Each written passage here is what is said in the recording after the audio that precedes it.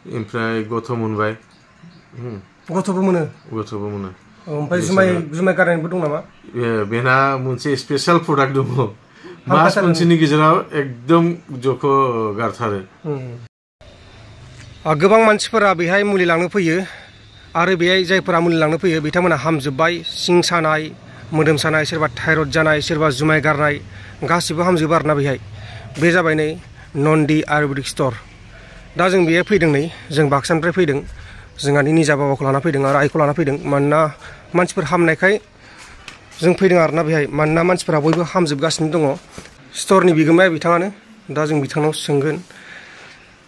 नोंथाङा बे स्ट'रखौ बेखेवनाया बेसेबां गोबाव जाखो आरो माबायदि एक्सपिरियेन्स मोननाय बायदि मोनदों आंना बे डक्टरजों मावनाया आंना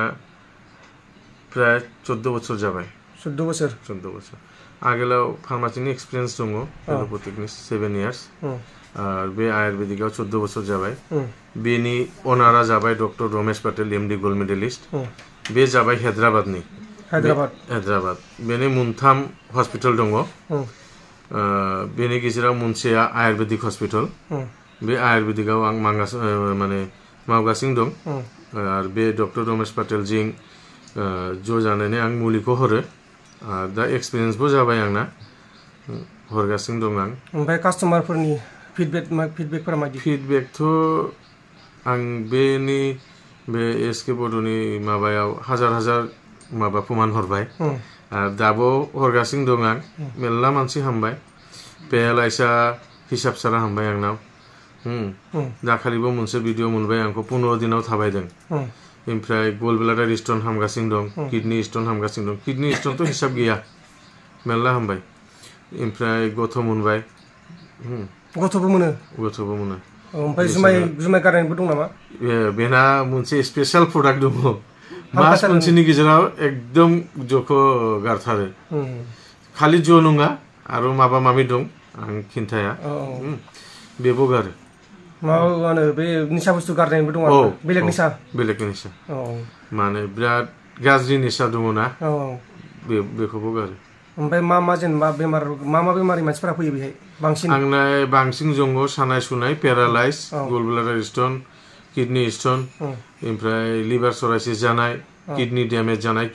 जानायथ' मेरला दं एकदम मोननैबो किडनि डेमेज जागामोन आगोलाव दा अट' सालायगासिनो दं मेरला प्रमान दं आंनाव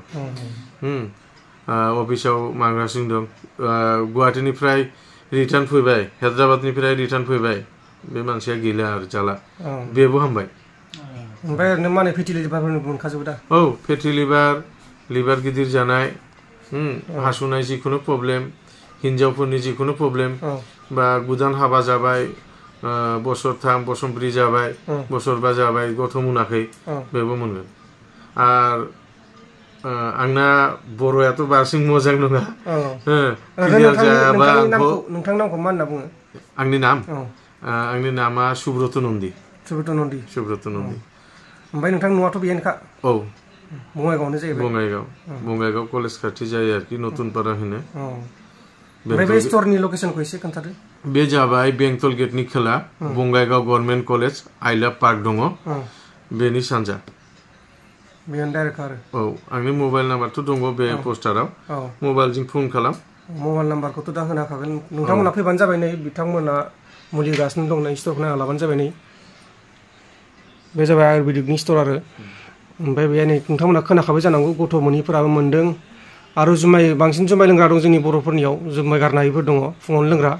बिथांमोननि थाखाय नोंथांमोना लांनो हायो आरो ना मास मोनसेनि कर्स जागोन बे जुमायनि गारनायनिखौ फैसाखौ बुंनो हागोन नामा बेनि मोनसेखौल' जगायनायनि फैसा मास मोनसेयाव 1850 मोननै जातनि मुलि दङ मोनसे बुस्थु मोनथाम हरगोन आं आरो मोनसे बुस्थुखौ मोननै हरगोन आं माने टोटाल गरबा ना गरबा जागोन आरोखि मास मोनसे गरबाल' जानांगौ माने मोननै जातनि गरबा बुस्थु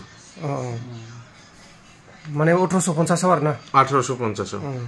मास मोनसेनि थाखाय 1850 ओमफ्राय मास मोनसेनो गारखागोन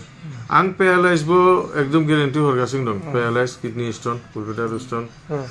लिभार गाज्रि जानाय किडनि गाज्रि जानाय बे फंबायनावथ' प्रमान दं नोंबो एसे खिन्थादो नै जोंहा ब्रादाराबो दंफैयो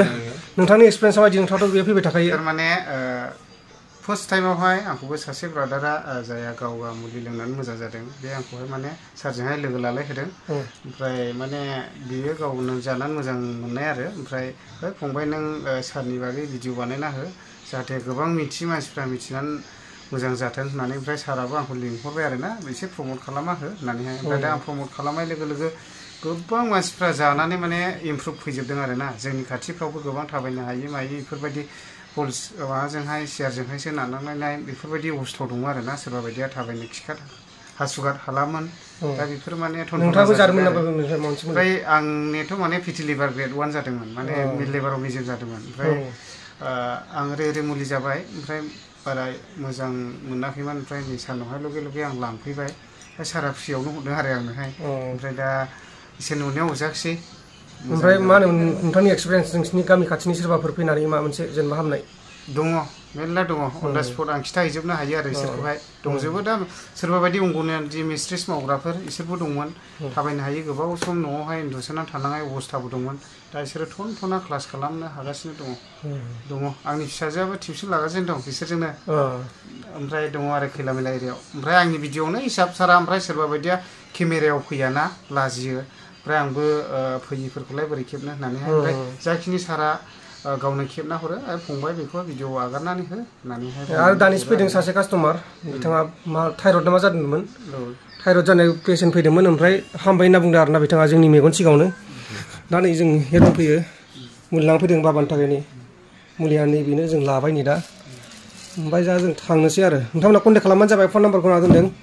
बिथांखौ कन्टेक्ट नाम्बारा जाबाय 8638003953 बे पोस्टारावबो दङ बेनाराव बे बेनारखौ हरदो बेनाराव मोननै माबा दङ आरो आं सिनाव होना होखागोन फन नाम्बारखौ नोंथांमोना कन्टेक्ट खालामनानै फैबानो जाबाय आरो ना लामाखौ सिनाय नङाबो जानो हागौ ओमफ्राय दा आङो ब्रादार फ्रान्जलखौ लोगो मोननानै मोजां मोनदों ओमफ्राय आदैमोनखौ नुबाय मादैमोनखौबो नुबाय माने ब्रादार फ्रान्जलाथ' दिनैसो फार्स्ट टाइम फैदोंमोन नालाय लामाखौ आं देखायबाय आं भिडिअ नायनानै फैदों बे ब्रादार फ्रान्जलनिफ्रायबो नेक्स्टफ्राव मिथिफिननो हागौ जेनेबा दा फार्स्ट टाइम जाबाय मुलिखौहाय माबायदि इमप्रुभ फैगोन ना मा गोदान भिडिअ हरगोन ना बे पुमान होननाया भिडिअ दं आं नोंखौ हरगोन दा नै जों माबानि थाखाय लाबाय आरो बेनिफ्राय दा जोंथ' माबाखौ मोनखागोन प्रुफखौथ' मोनखागोन दा बेनो फैबानो जाबाय आरो ना नै लकेसना बेनो बङाइगाव गभार्नमेन्ट कलेज ओमफ्राय ब्रेस्ट टिउमार जायाना हिन्जावफोरनि बेबो मेरला हामबाय खिन्थु भिडिअ बानायनो लाजियोना बेखौ खिन्थानो हाया हाबा जायाखै मा जायाखै कलेज स्टुडेन्ट नाय मेरला मेरला दङ आंनाव 50टा बारबाय ब्रेस्ट टिउमार हामनाया 50टानि बारा दङ आंनाव खिन्थु कन्टेक्ट नाम्बार दं खिन्थु माबा भिडिअ बानायनो लाजि मोनो लाजियोना आচ্ছা बेनाव लिभारबो दङ लिभारनि जागोन नामा जागोन आं हरगोन होमबा नै लोगो नोंथांमोना फैबानो जाबाय आरो ना जेसे हायो फैबानो जाबाय सोरबा सानाय सुनायफोरा हामजोबखायो आरो 100% गेरेन्टिखा दा फैबानो जाबाय कन्टेक्ट खालामनानै नोंथांमोना लामाखौ सिनायनाय नङा बेखायनो कन्टेक्ट खालामबोबानो जाबाय फार्स्टआव फन नाम्बाराव होमबा लोगोफोर फैदो एसेनोसै